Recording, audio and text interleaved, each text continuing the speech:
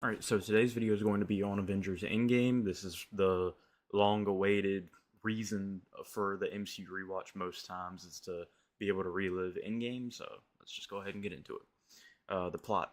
8-5. The plot in this movie is a lot weaker than Infinity War. It's still a good plot because, again, it's benefiting heavily from the amount of movies and shows. I don't think at that point there had been any MCU shows, but the movies that came before it benefited heavily from the storytelling that had been done for over a decade.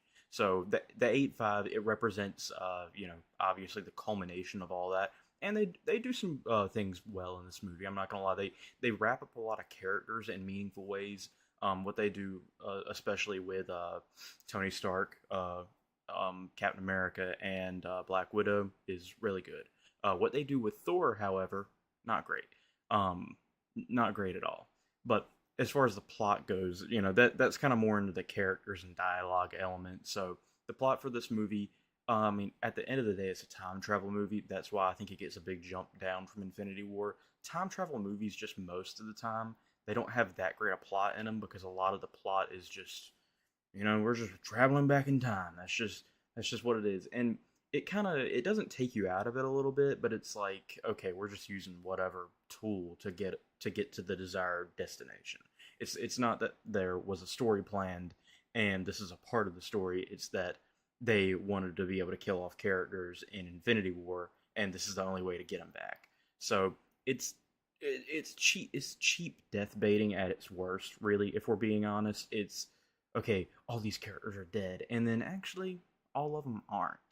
It's corny, but again, it's a huge franchise, so not much you can do about it. They're not going to kill off, in their eyes, money makers.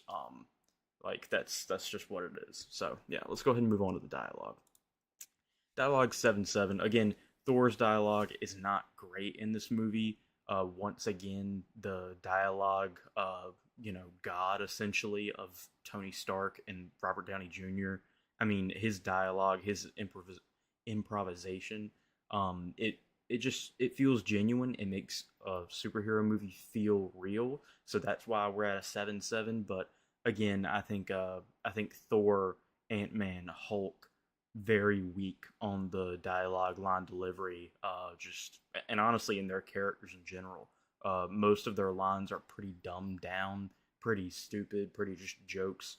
A good example of the jokes in this movie is Don Cheadle's War Machine. I feel like, again, Don Cheadle kind of always delivers, so that's just death, taxes, and Don Cheadle gonna deliver pretty much. But yeah, so that's my general thoughts about the dialogue. Not a fan of Ant Man, Hulk, and Thor's dialogue. Captain America doesn't really stand out to me. Iron Man does. Obviously, Thanos does. Gamora has well, not in this movie. In Infinity War, she did, but not in this movie. So anyway, on to the acting. Acting is an 8-8 again, even though there is some bad line delivery by some of the actors. Robert Downey Jr. and Chris Evans really kind of carry the story. And again, Josh Brolin carries the story. Those three are really the MVPs of this one. Especially, I sound like I'm just glazing Robert Downey Jr. But I'll throw in a little oddball, one that you may not have expected. Gwyneth Paltrow does a pretty good job in this movie. She's not in it for that long. She's probably in it for under 10 total minutes. But when she's in, she does a really good job of acting and adding emotion and meaning to the story. So yeah, shout out Gwyneth Paltrow. Weird thing to be able to do, but yeah.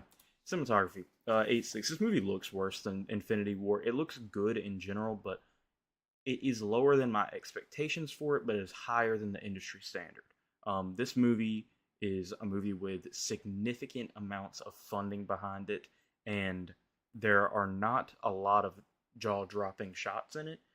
Dune, I'm sure, did more with a lower budget. Both of them, I'm assuming they had a lower budget. I guess part of that, when it comes to these movies, you can kind of correlate it to, well, they're having to pay the cast so much. Well, that's your choice. I'm here to judge what you did with the amount of money that you had, and also, I mean, I know the greedy little corporate heads and the guys at the top of these companies don't want to admit it, but you can also put some more into these movies. You could put more funding. They have made so much money. This is one of the highest, if not the highest, grossing movie of all time. And they already have beefy budgets for these movies, but it's like it seems like they have over the top budget for the actors involved, but not for the visuals and the VFX. And also another part of that is the rush timelines of these movies. They get shot and basically the VFX done on them in a short time period because a lot of it is trying to get schedules together and the MCU machine trying to pump out movies kind of not as fast as you can, but at least frequently.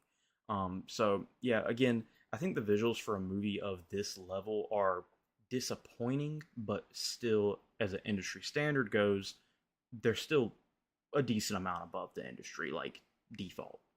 So yeah, and then we're on to soundtrack. So the soundtrack for this movie is it's just you have the classic Avengers themes, and then you have I think it's still Silvestri doing the other themes in this movie. If not, whoever I'm giving the credit to here, take the credit. I'm sorry, I didn't take the time to look at the composer. I think it's still Silvestri that does the Avengers themes. But yeah, again, the Avengers themes in this movie, when they were originally made in the original Avengers, that one slaps, and then the developments of it since then have also been very good too. And then there's kind of like some sentimental, like sort of music that plays, at the end of the movie. Not gonna try not to spoil this movie, but there's kind of like some sentimental sounding music that I think it plays the emotion perfectly when Paul Rudd Ant Man is going through the San Francisco like cemetery after the snap. I think he does a very good job, or I guess it's a memorial. I think I said he does a very good job. I meant the composer does a very good job during that scene and adding emotion. But yeah, and then outside of that, obviously, the main song that plays at the end, there's a added curated soundtrack that plays when they go to New Asgard to retrieve Thor, and it also plays, some of the added soundtrack at the end of the movie with Captain America. But yeah, I thought the soundtrack in this movie was really good. I think it's better than Infinity War. Now that I'm looking back on it, I think I might want to change that rating because I really like Infinity War's Thanos themes. So I think I am going to change that rating right now. I'm going to change it to a 9.2 on the spreadsheet, and that will also be reflected here. So yeah, we're going to bump that down because, again, I think I prefer Infinity War soundtrack, but again, the soundtrack in Endgame is very good. So yeah, let's go ahead and get on to the bonus categories. Comedy, 8-1. Again, what they did with Thor in this movie, Hulk in this movie, and Ant-Man in this movie, that's not the comedy I like. The comedy I like in this movie belongs to, once again, the GOAT, Iron Man. And also, Rocket's comedy is pretty good. Outside of that, I'm struggling to remember a lot of the jokes from this movie, but yeah, 8-1 I feel like is about where it is. Honestly, that's lower for like MCU comedy type movies, but yeah. World building 9.5. This is a big jump point for the MCU as far as paving the path for future storylines. A lot of the Avengers movies do that. They kind of set up their characters to go their own ways, and this movie does it pretty well. I mean, if you look at the connections of like directly tying the story in from Endgame and where it leads, a lot of them actually connect, which is again I think very meaningful because these movies, they're trying to do so many different things at one time, and the fact that they're able to set up those future plot lines while balancing all these actors and characters and stuff like that, I think is it's impressive. So yeah, the characters, I give it a 10. Again, this is the ensemble movie of all time. It's like that's like the main draw of these movies is the fact that they have all these characters. Um, so it's bound to get a 10 in the bonus ratings. The action, I give it a 9.3 for action. The action in this movie is pretty good. Again, it's mainly the in-fight scenes with Captain America, Thor, Iron Man, the original three, and then the Gauntlet run. That comes from that. Pretty much the when I think about the beginning of the movie, there's really not a whole lot of action outside of visiting Thanos on his farm, which is very brief. It's very very brief. And yeah, so the last bonus grade before we go to the total grade is iconic rating. I give it a 9.5 for iconic. Honestly, I think you could argue 10 probably if you wanted to. But I've got it at a 9.5 right now. I'm somewhere in between. it is definitely one of the most iconic movies of all time. But yeah, now we get to the total rating, and the total rating for this movie is a 9.1. That is point 0.1 below Infinity War. I just feel like it does a lot of things.